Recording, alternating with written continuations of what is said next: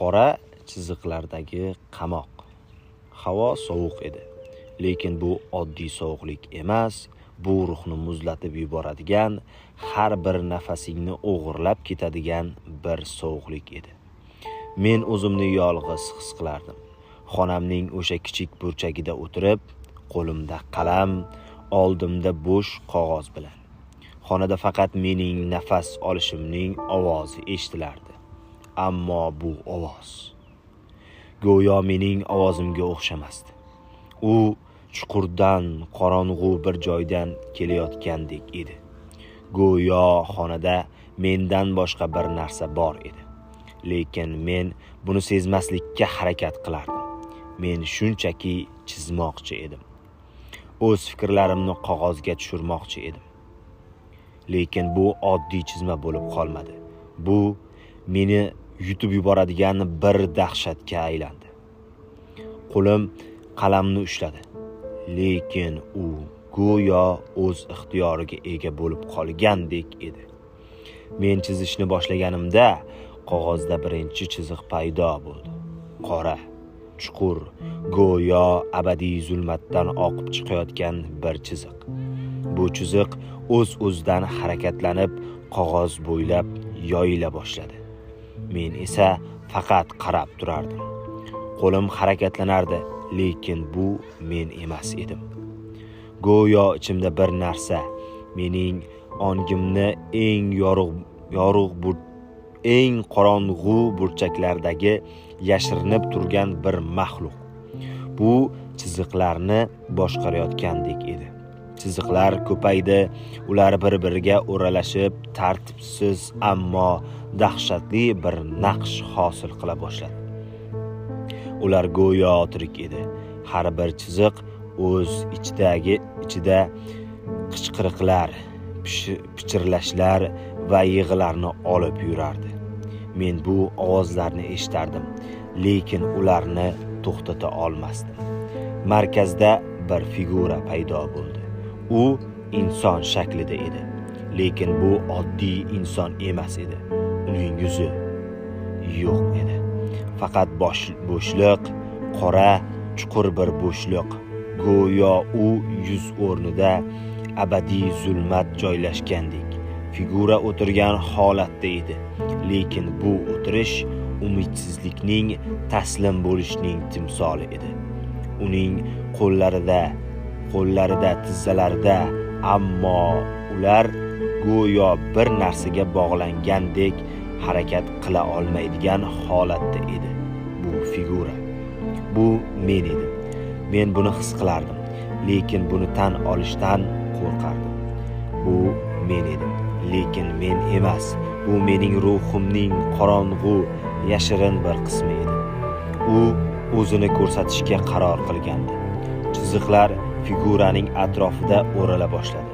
Ular go'yo uni qamab, o'z ichiga tortmoqchi bo'layotgandek edi.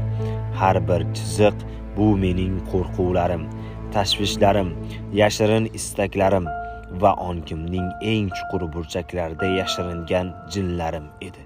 Ular figuraning bo'yniga o'ralib, uni bo'g'ib o'ldirmoqchi bo'layotgandek edi. Men qo'limni to'xtatmoqchi bo'ldim, lekin qo'lim harakatlanishda davom etardi. Men buni boshqara olmasdim. Go'yo bu rasm o'z hayotiga ega bo'lib, meni o'z ichiga tortib, o'z dunyosiga olib kirmoqchi edi. Chiziqlar orasidagi qizil rang paydo bo'ldi. Bu qizil rang bu oddiy rang emas edi. Bu qon edi. Mening ichimdan oqib chiqayotgan, har bir chiziqqa hayot bag'ishlayotgan qon. Qizil chiziqlar go'yo figuraning tomirlari bo'lib, uni jonlantirib, uni qo'rqinchli bir hayolatga aylantirdi. Figura harakatlana boshladi. Yo'q, bu mening tasavvurim emas edi. U haqiqatdan harakatlanardi. Uning bo'sh yuzi menga qaradi va o'sha bo'shliq ichida men o'z ko'zlarimni ko'rdim. Lekin bu ko'zlar mening ko'zlarim emas edi. Ular qo'rquv, g'azab va abadiy umidsizlikka to'la edi. Figura o'rnidan turdi, lekin u yurmasdi. U suzardi, go'yo qog'ozdan chiqib xonaga kirib kelayotgandek edi. Men orqaga chekindim, lekin xona endi mening xonam emas edi. Devorlar erib, o'rniga qora zulmat paydo bo'ldi. Zamin titray boshladi va har bir titrash bilan mening yuragim urishi tezlashardi. Figura menga yaqinlashdi. Uning qora bo'sh yuzi endi mening yuzimdan bir necha santimetr uzoqlikda edi. Men uning nafasini his qildim, lekin bu nafas sovuq, o'lik bir nafas edi. Go'yo u mening hayotimni so'rib olmoqchi bo'layotgandek uning qo'llari ko'tarildi va men ularning har bir barmog'ida o'z qo'rquvlarimni ko'rdim. Ular tirik edi. Har bir barmoq o'z-o'zidan harakatlanib menga qarab cho'zildi. "Sen kimsan?" deb baqirdim. Lekin ovozim xonada aks sado bermadi. Ovoz chiqmadi. Faqat pichirlash eshitildi. Mening o'z ovozim, lekin u go'yo chuqurdan, abadiy zulmatdan kelayotgandek edi. Men senman, dedi figura. Uning ovozi mening ovozimga o'xshardi, lekin unda bir dahshatli, g'ayritabiiy ohang bor edi. Men sen yashirgan narsangman. Men sen qo'rqqan narsangman. Men sen yaratgan narsangman. Uning so'zlari mening yuragimni muzlatib yubordi.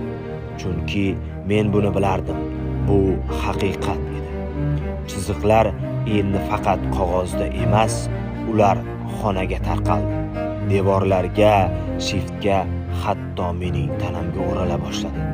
Har bir chiziq go'yo mening terim ostiga kirib, qonimga aralashayotgandek edi. Men ularni his qilardim. Ular tirik edi. Har bir chiziq o'z ichida qichqiriqlar, yig'lar va pichirlashlarni olib yurardi. Ular mening ongimni boshqarib, meni o'z dunyolariga olib kirmoqchi edi. Men qochmoqchi bo'ldim, lekin oyoqlarim harakat qilmasdi. Ular allaqachon qora chiziqlar bilan bog'langan edi. Go'yo ular meni o'zlarining abadiy qamoqxonasiga mahkum qilgan.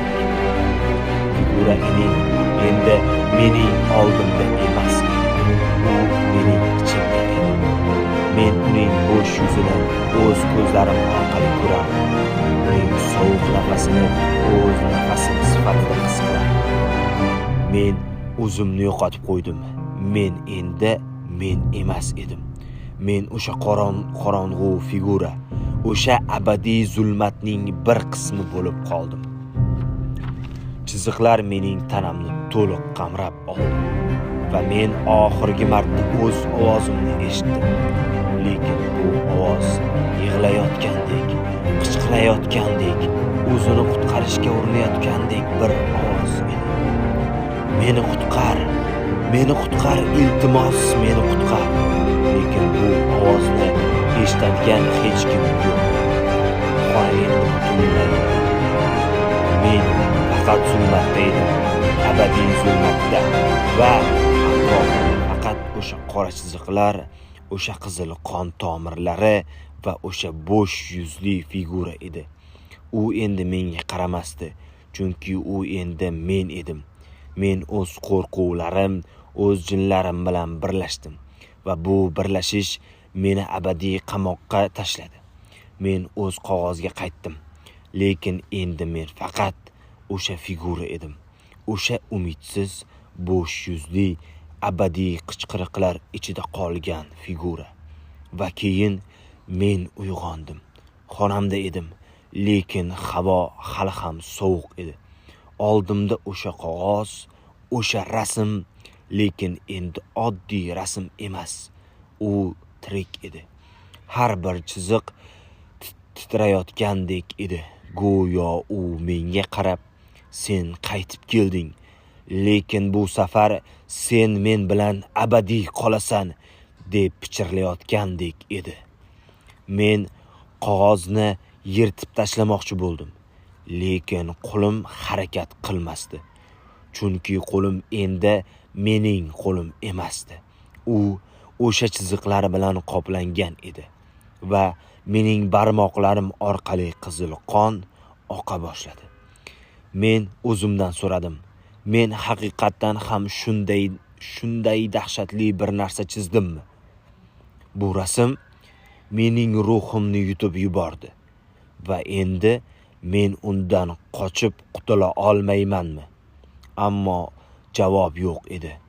Faqat zulmat, faqat o'sha abadiy qichqiriqlar va faqat o'sha qora chiziqlardagi qamoq.